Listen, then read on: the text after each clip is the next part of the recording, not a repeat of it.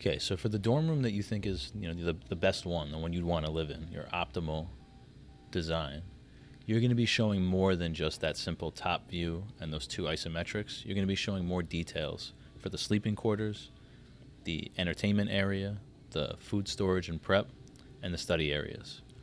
So to really showcase those, we're going to be using a tool that's new to you guys that's called the section plane tool. And what that's going to let you do is it's going to let you kind of cut away any part of the room in order to show what's inside. So you're going to go to tools. Right now I'm going to do the sleeping area. So I'm going to show wrong room. Where's the one I wanted to do? Oh, here it is. So I'm going to show this bunk bed here. So I'm going to go to tools, section plane, and when you do this the first time, you're probably going to get a pop-up. Just hit the little checkbox that says, not to show you that pop-up again, and then hit OK or accept. So again, when I click here, my section plane comes up, and it cuts away the area that I had, just clicked on. Now the section plane is an object, so just like any object in SketchUp, if we select it by clicking on it, we can move it, and that's what we're going to want to do. We're going to want to move it forward to kind of take away this desk and this chair so we can reveal the bunk bed behind it. Now, it's not always going to work perfectly. Like right now, in order to get rid of that chair, I'm cutting away the ladder, and I don't want that. So I'm actually going to leave some of the chair and then just manually hide that. Select it, right-click, and choose Hide. Now, I'm almost ready for my image, but not yet. So a couple of things. I don't want to see the actual section plane, right? The object that is the section plane. We don't want that to be visible when we export our JPEGs. So to get rid of that, you're just going to go to View, Section Plane, and deselect it. So this way, the section plane's there, right? We can see the cut that it makes, but we don't see the actual physical section plane. We just kind of hide that part.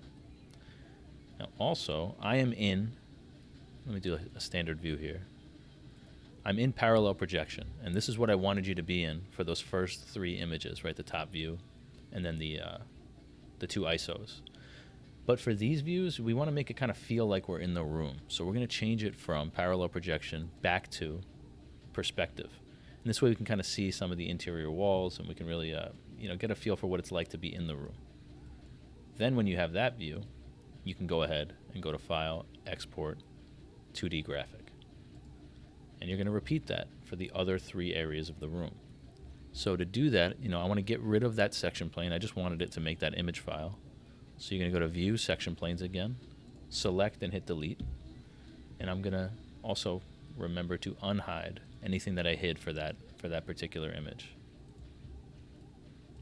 So now I'm going to show the entertainment area, this kind of like little living room that I have. So I'm going to bring in a new section plane. And again, select that section plane so it should turn blue, and then move it forward.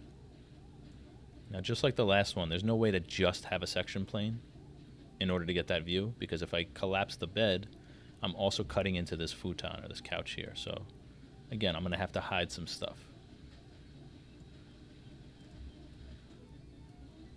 So any of these objects that are visible, I'm going to temporarily hide. I don't want to see the section plane itself, so View, turn off section plane.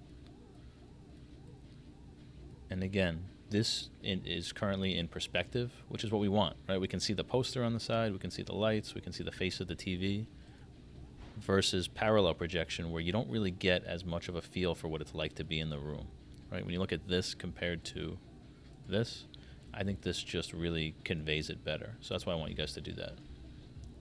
Again, File, Export, 2D Graphic. You're going to do that for all four areas of the room. When you bring those into your PowerPoint, you're not just going to have the image, you're also going to have labels, kind of point some stuff out.